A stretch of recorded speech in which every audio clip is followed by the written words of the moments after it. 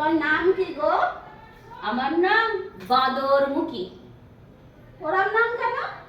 আমার বড়দির নাম সূর্যমুখী, মেজদির নাম চন্দ্রমুখী, আমার নাম বাঁদরমুখী। ও, মিল করে রেখেছে।